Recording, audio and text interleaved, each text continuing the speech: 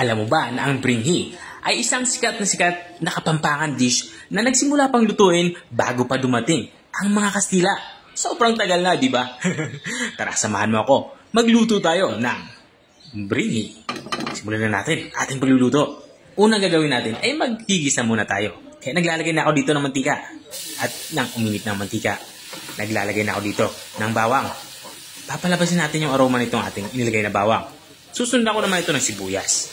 Pulang sibuyas ang aking gagamitin dito. Pero kung wala kang pula, okay naman puti. Walang problema yan.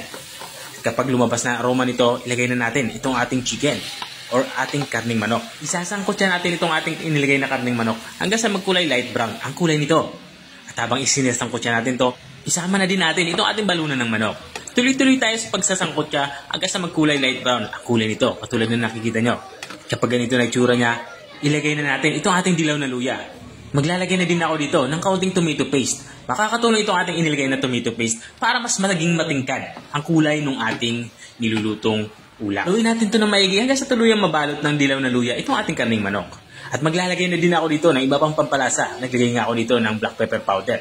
At para naman sa ating pampalat, naglalagay ako dito ng patis. Kung wala kayong patis ay okay lang naman asin. Walang problema yan. Dito sa parte nito ilalagay na natin itong ating atay ng manok. Pinapahuli ko nga ito dahil mabilis na naman ito maluto at para hindi na din ito madurog.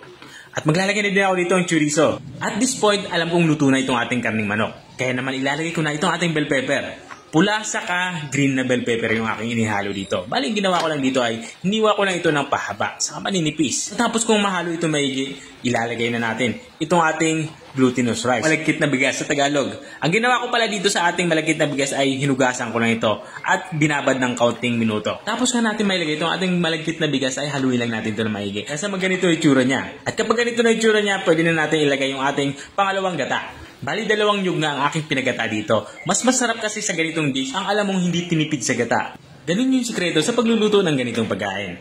At kung nanonood ka pa rin hanggang dito sa parte ng aking video, ibig sabihin na interesado ka sa aking niluluto. Baka pwede mo na may comment kung taga saan ka para alam ko kung hanggang saan umabot ang aking video. Balik tayo dito sa ating nilulutong pagkain.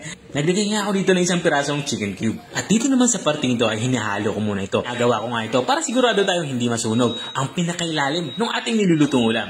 At habang hinahalo ko nga ito, tinikpan ko muna ito kung pasok na sa akin panlasa, ang lasa nito.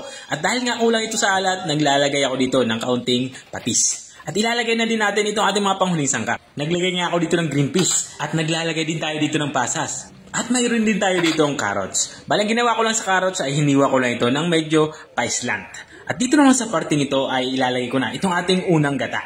Katulad ng nasabi ko kanina, mas maraming gata, mas masarap. Dahil yan yung sikreto sa pagluluto ng ganitong pagkain. Matapos ko mailagay yung unang gata, hinalo ko na ito para mag-incorporate itong ating inilagay na gata dito sa ating nilulutong ulam.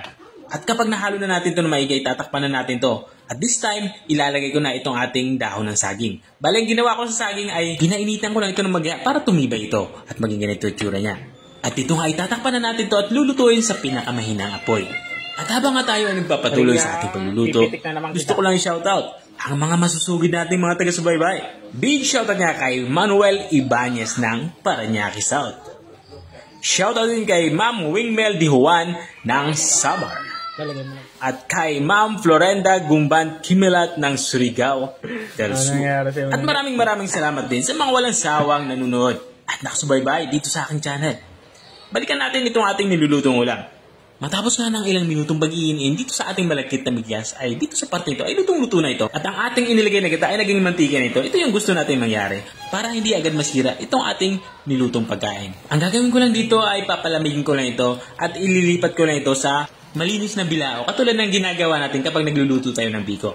At ito na nga yung ating bringhi. Kung nakarating ka hanggang dito sa dulo ng aking video, maraming salamat sa panunood. At kung nagustuhan mo naman yung bago nating recipe binahagi, pwede mo naman ito i-share. O siya, hanggang dito na lang ako. Kita-kita ulit sa mga susunod kong mga videos. Paalam! Bye-bye!